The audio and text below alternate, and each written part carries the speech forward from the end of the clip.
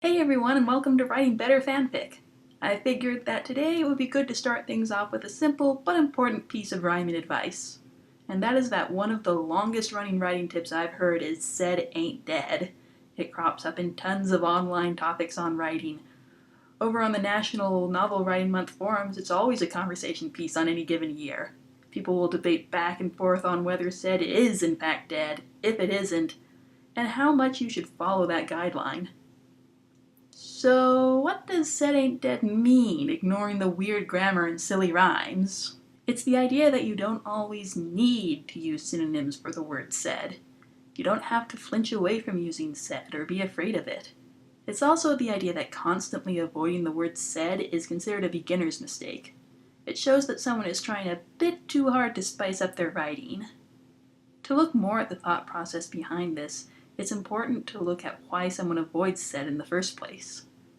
One of the earliest lessons people get is to make sure their writing is exciting, to keep the attention of the audience, and part of being exciting is that you aren't repetitive, which often means young writers think they need to buddy up with their thesaurus. Because if they write super dialogue-heavy work, then they're going to be using a lot of synonyms for "said." Not helping is that there is some advice going around saying "said is dead." I know because a well-meaning grade school teacher told me that at one point. Granted, this was back in the 90s, and I don't know if that's still getting repeated in school classrooms these days or not.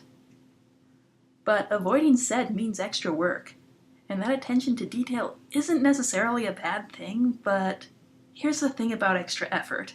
It has a tendency to show up in the text.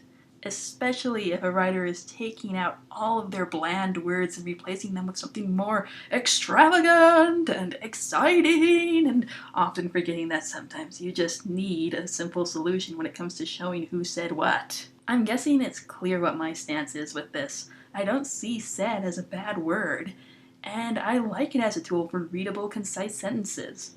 But I didn't always think this way. I used to believe that well-meaning teacher, and as a tiny young writer, I made this error. A lot. When I was starting out, I considered "said" to be a boring word. It was just so plain and undescriptive. Why would I want to use "said" when I could use "yelled" or "growled" or "proclaimed" or "snarled" or... Yeah, you might get an idea on why this causes problems. Once every word is distinct, it tends to blur together. Plus, trying to find synonyms for "said" can draw the attention to the act itself. And usually it's not what you want to do. It turns into focusing on the words themselves instead of what those words are saying as a whole. It's a forest for the trees type of situation. "Said," by contrast, is often like a set of stagehands in a theater. It's there to move the action along and not draw attention to itself. It's not the focus.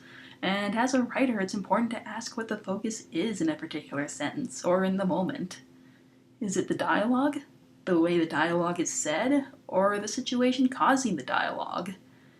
If it's the dialogue itself or the situation, odds are again he wants "said" to be acting as a stagehand and invisibly helping the scene along. So does that mean you should always use "said" for dialogue like it's some sort of gold standard? Not at all. Variety is important. "Said" is another tool in the toolbox, and it isn't used for every situation. Like, odds are when a character goes, "Oh no, the villain is here, look out!" it's going to be with yelling or screaming or something more passionate than just "said." It drives the fact that this situation is dramatic and has plenty of tension and action going on. It's an enhancement to the scene's mood. In this case, using "said" might actually drag the scene down by interrupting that emotion. Unless, of course, you have a cast full of deadpan snarker types. You can probably get away with using "said" in the dialogue in that case, since those characters aren't going to emote a lot anyways.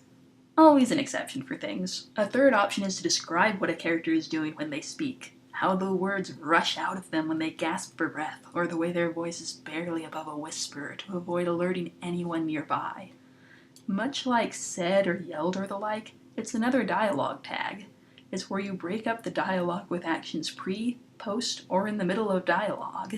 Instead of clarifying what a character is saying, you describe what else is going on and leave it implied on who is saying what. It's another method, but with its own shortcomings. It can clutter a sentence and confuse the reader. I know that I've used it a lot, and while it does a good job of adding more detail to a situation, it can also make some of the sentences I've written really drag on. And once a scene starts to drag, and the sentences go all convoluted, then everything in the sentences goes gray and dreary. It leaves the focus confused and divided. By contrast, if it's used sparingly, it can add more detail to what's going on. The characters aren't just speaking in a void. Their actions are affecting and being affected by the situation. So with all these options, it becomes a tough balancing act.